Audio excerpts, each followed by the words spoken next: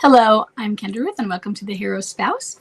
Today we are going to go over a topic since I do not have any questions submitted. So thank you for all of the questions that I had received. And I have a few submitted topics that some of you have sent in that I am going to use in place of questions submitted when we have some time that we can go over these topics, okay? So a couple of people sent some similar topics that I have put together. So this topic is, I'll read the few questions that go with it. Okay, so basically it's about the affair partner and the alienator and what role they are playing. So does the affair partner keep the MLCer stuck in midlife crisis? Lately, I've been reading a lot of this in the Facebook groups. I always thought that they served a certain purpose and were necessary in the process. A similar one. Could you give some insight on the role of the alienator in order to complete individuation? Is the alienator having the role of the caregiver, or are we? So I think this also goes back to confusions of when people ask me, are they being monster to the alienator also? Or does the alienator get the good side of them, and when they see us, they're just monster? Or do they fight with the alienator? What side of the MLCer does the alienator see? So it goes to all of that. Okay, so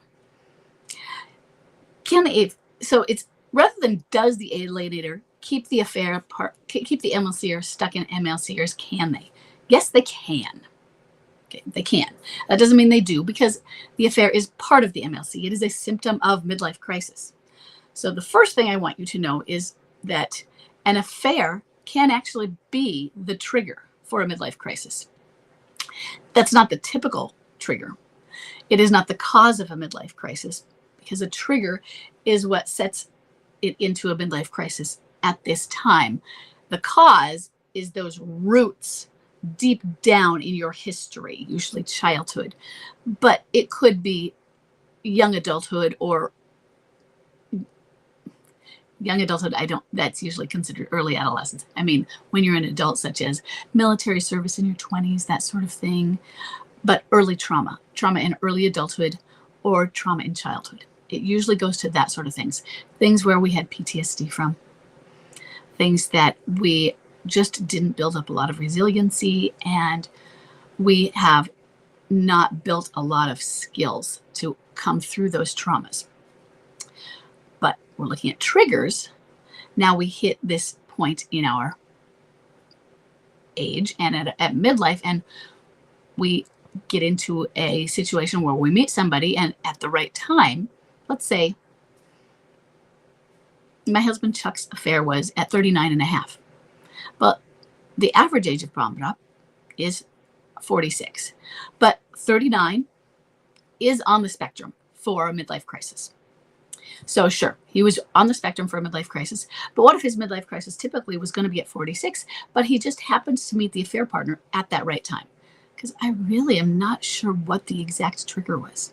We didn't have a parent die. So what was his trigger? In fact, I think his mom died when he was about 46? I think so. What was his trigger? But he did meet her, or he'd known her, but things were going right at that time. So maybe that was a little bit of a trigger, that she was starting to show an interest in him and starting to prey on him, let's call it. So that could have been. And the timing was just, she made it right, in other words. So he was susceptible enough, but maybe it could have been even better without her present when his mom had died at 46, and then he could have stumbled on an alienator, gone looking for an alienator, or one could have just cropped up, but she was just conveniently already there. So an alienator can send someone into midlife crisis. Now, does that mean that they can keep them stuck in it? Sure. So the alienator will apply things like emotional blackmail. So Chuck was certainly stuck with her in that. But also, that meant he was stuck not working on himself.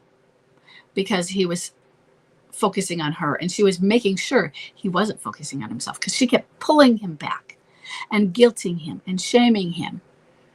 And a stronger person would have put up a boundary to that and said stop and stayed further away from her and been able to withstand that. And he was not a strong enough person for that. And there are MLCers that I've seen that have been strong enough to at least put up enough of a boundary, but they still aren't strong enough through it. And those MLCers might be the ones that have their own apartment and don't cohabitate with the alienator, whereas Chuck always cohabitated. So imagine you have an MLCer who doesn't live with the alienator, but they still are seeing the alienator, and perhaps they're limerent with her. And I say that with that kind of tone or expression because I remember Chuck's limerence with her. I can't live without her. I have sweaty palms. Oh my God. And she wouldn't let him. She had so much control.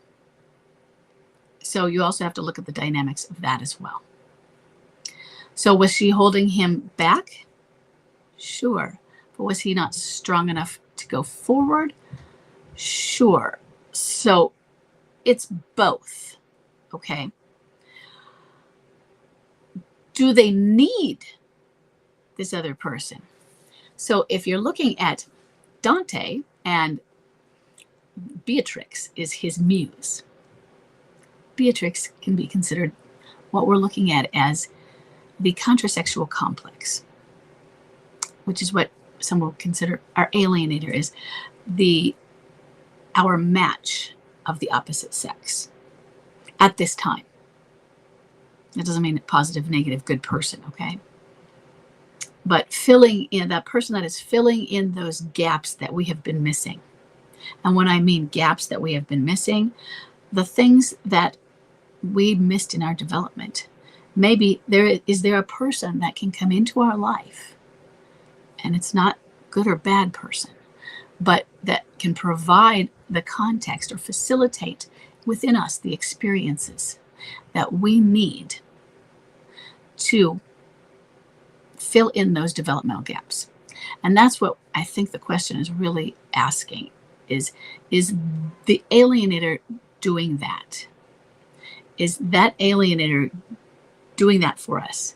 Facilitating in us the ability or giving us the opportunity, allowing us the motivation, whatever it would be, to fill in those developmental gaps. Well, we're in escape and avoid. Of course, we're escaping and avoided with them. But remember, escape and avoid is part of how the process works. And there might be something to that, but is there really something to something who's constantly escaping and avoiding?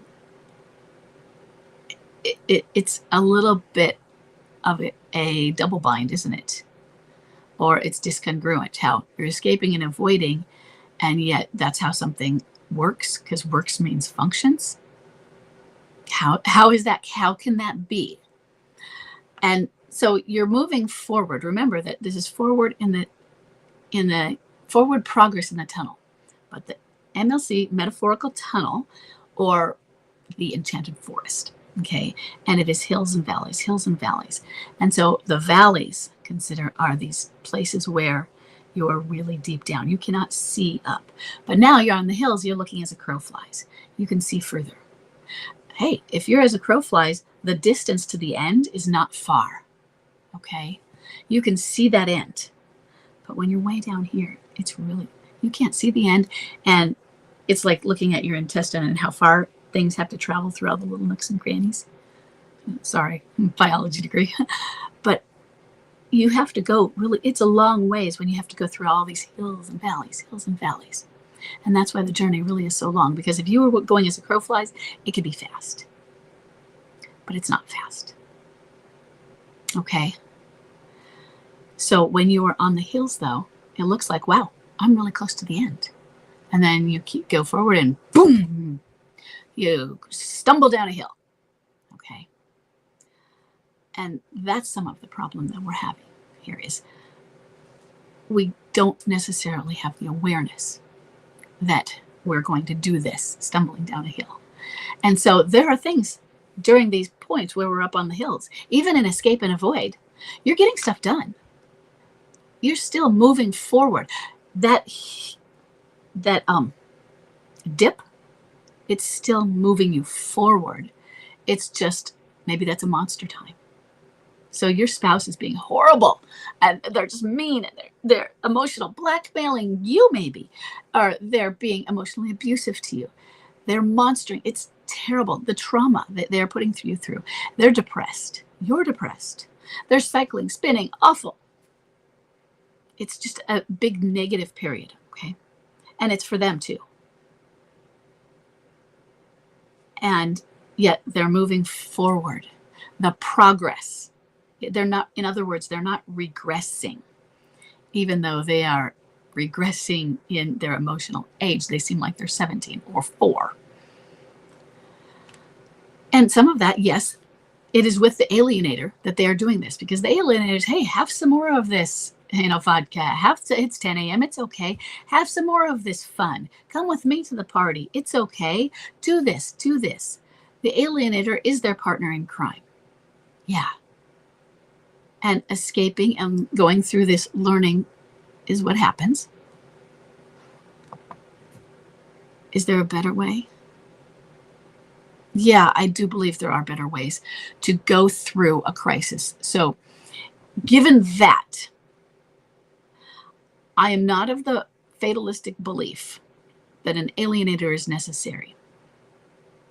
However, I'm not of the belief that that a midlife crisis is necessary. I am of the idea. I'm not going to say belief yet. That would be a lot of cultural research, but that we need rites of passage in our culture that will accept these rights, and where we take a time out and we accept these transitions of life. And some of the problem I think that we have is that we don't accept these transitions of life. And when we resist them, it causes a crisis. And when you cause a crisis, with resistance, it takes longer. So the alienator is part of the resistance. Now, that's a whole off topic, okay? But I don't think the alienator is necessary. But yes, at times, the alienator, what they are teaching them is, hey, this isn't what I want. I mean, Chuck kept saying, hey, I need to go there to learn that's not what I want. I roll. Yeah, sometimes we do learn through experience, but I also don't want to give him or enable that excuse that it's okay to say, oh yeah, okay, sure. Then that makes it okay for you to do that. So I don't want this to be a permission structure for infidelity. I don't buy into they need an alienator. There are other ways. There are better ways. But right now, many of them will have an alienator. What I do buy into is that we have to accept, because we are not in control of it.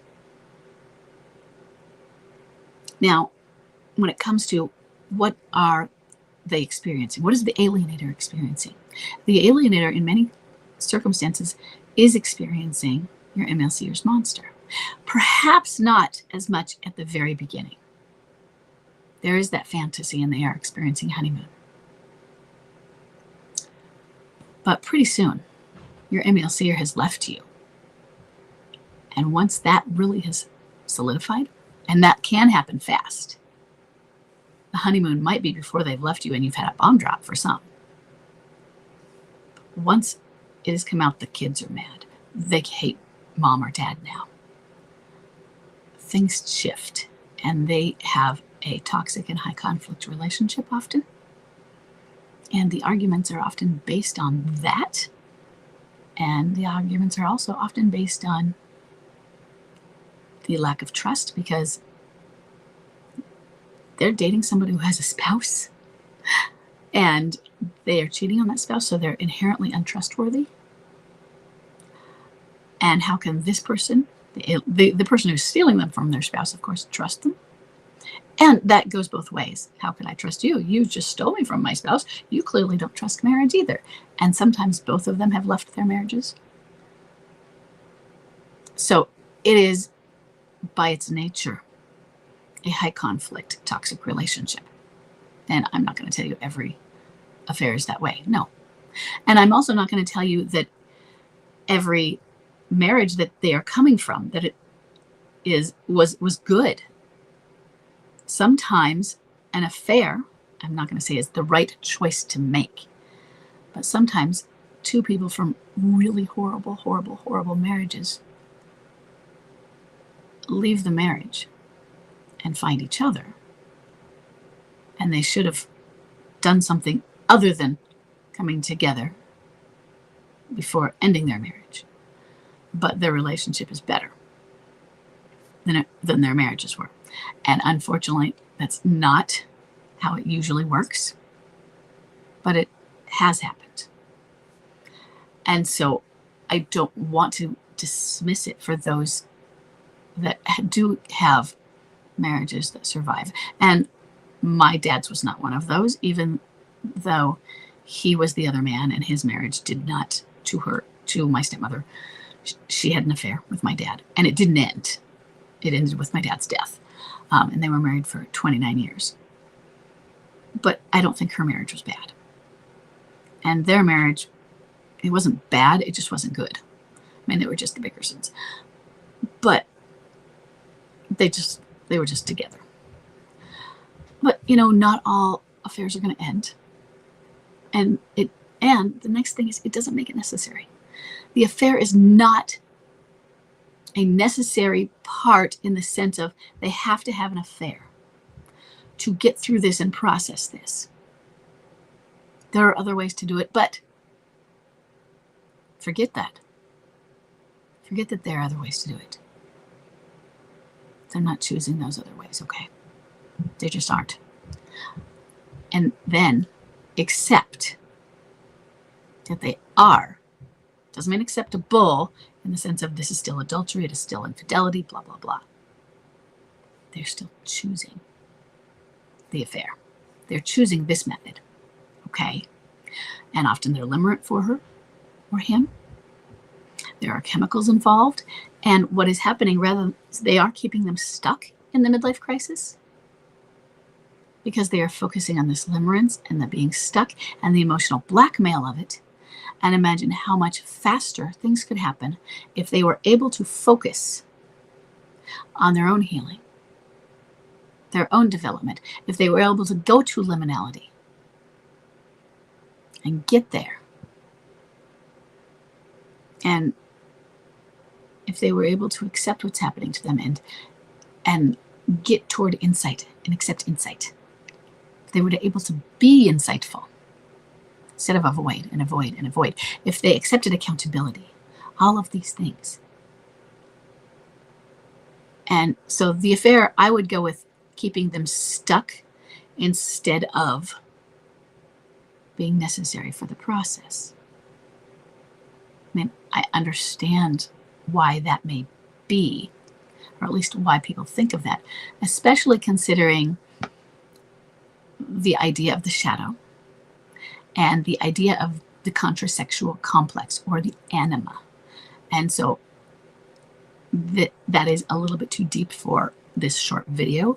So I recommend that you look up the anima or the contrasexual complex. I know I have some articles on that. They are in the manuscript, which is there in the rough draft of the manuscript on the main site.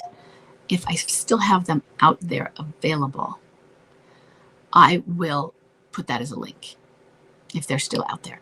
At one point, there were some of the articles I didn't have a full manuscript out there for a while. So I'll see if it's still out there. Okay, and I will link that below. That is in the shadow article, or the shadow chapter. And it's a pretty long chapter, so I'll just put the first piece of the shadow chapter so that you can follow through all of the pieces of it after you read the first piece of it, okay? Because that's a pretty in-depth chapter, learning about the contraceptual complex, and that might give you more understanding on what that piece is. And you might come back with some more questions on, well, maybe it'll then look to you like, oh, well, it does seem like they have this, they do play a part. And there is some of that. Because everybody's going to play a role in this. I'm a writer. I wrote fiction. If I were writing fiction, I'm not going to put a character in there that doesn't have some purpose.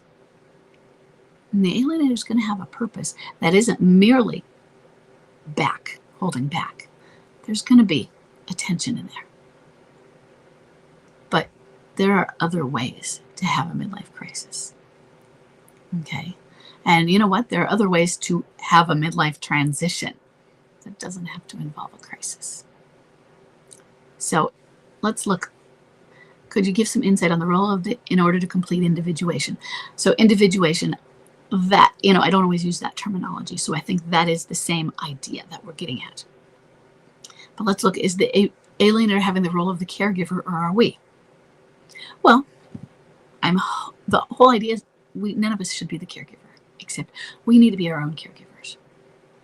And so my feeling is that if we are playing too much of that role, then we're enabling. Or that wasn't really, we're codependent is what I really want to put that as. And the alienator is probably trying to take on that, but it's going to depend on the person. And really, when it comes to caregiver, that you are probably looking at somebody who is a little bit more needy on the clinging boomerang territory, or boomerang. If they aren't going to be clinging toward you, they're going to transition that toward the alienator. And what kind of alienator do they have? So not everyone is. If you have somebody who is extremely avoidant, they may not want anyone doing that anyway. So sure, we can be a caregiver in certain capacities. Chuck's going to have surgery in a few weeks on his foot. Sure, there's going to be pieces of me that are going to be a caregiver in that aspect. He's also going to have another surgery, we think. He's planning on the foot surgery. He's kind of washing back and forth on it. Should I have the shot or surgery? But then there's going to be another surgery probably later this summer. While he's going to cast? Fun. But so sure, there's caregiving activities when someone is sick. But as a general caregiver, I'm a partner. And if he, as we age, if he's older than I am, he's 7 years older than I am, and let's suppose he becomes frailer and frailer and needs more, literally does need care, yes, then I can transition more to caregive. And maybe he'll have dementia and I won't, and I'll be a caregiver in that. That might be, I have to transition to it. But in our prime, we might have passed our prime, but maybe, we're still healthy. We should be able to give our care for ourselves and be partners for each other. So I don't want any of us caregiving other than when we are people in need. Oh, I'm sick today. Can you bring me chicken soup or whatever, that sort of thing? Or can you rub my feet? One person gives care by making a meal, but then the next day he makes the meal, that sort of thing. So the role of the caregiver, the role of the nurturer, and that sort of thing, that also might go to the right of spouse. And the right of spouse, if your spouse has moved out, you've lost it. Doesn't mean you've lost it forever. The right of spouse is that role that we have when, say, your spouse has a doctor appointment. And not all spouses will go like this, and not all want to, but sometimes you go along with your spouse, especially maybe when the wife is pregnant. Sometimes the husband will go along because, hey, this is something that's for both of you, right? That's both of your babies in there. Chuck, who has been having these gastric issues since September of 2020, I think it was last year, he asked me very specifically, he said he wanted me this time to come, and we share a doctor. We just have the same general GP. And so he knows both of us, which is very convenient. But he asked me, he said, I really want you to come this time because you'll have the questions and you'll ask better questions. And I think you'll take better notes. And so he wanted me there for that purpose. So I came in, I had my notepad and could go over them. And so that was a big comfort to him. And it's not always the case. I was watching, I think, something with a psychiatrist, maybe a little lecture or something the other day, who said, yeah, with psychiatrists, I like it when I can talk to the spouse because I'm going to get their perspective on what is going on, which I won't always get. So when it's a mental thing. So that's the right of spouse. But if you are no longer at home, your spouse, and you're not at home because your spouse has been wanting to leave you, sorry. But right now in midlife crisis, that's how it works. You've lost the right of spouse. And you don't get to wrangle it back. Now, if they ask you, hey, I have an appointment, can you come with me? That's sure. Even then, watch out for your boundaries, but you're on fuzzy territory if they don't live at home. But yeah, you don't get to do that. Or maybe you're the one who makes their appointments. Hey, you need a dentist appointment. I keep the schedule. You don't get to do that anymore. Right of spouse. And not only that, if they leave, maybe it's a boundary you also need to tell them. You know what? You left. I'm not making your appointments anymore. You need to monitor those. That's a good boundary to give over, job to give over to them, which they might not realize. So certain things, that's part of caregiving too. And sometimes we play some of those roles. Let the alienator do that if that's what they want. If that's what, not the alienator wants, but if your spouse. You know what? Those roles, they came back to me. Chuck, he brought the hair cutting kit back. I cut his hair. I never knew how to cut hair, but we're frugal and he wanted me to cut his hair. So years ago, I just started doing it. And I don't know why when I realized that he brought the hair cutting kit and had her cut his hair, I was like, oh my God. I'm like, what the freak? I'm not even trained. And why am I freaking out so much? It's just hair. And it's, it's like, it's not, I don't put a bowl around it, but it's just almost the same, right? So it's not a big deal. It's not as big a deal as we make it. That hair cutting kit came back along with him. Okay. And, that's how it is. We just have to accept some of the processes that we're going to go through that are part of this midlife crisis. Okay, let me know how confusing this was and what questions you might have. And I hope this explains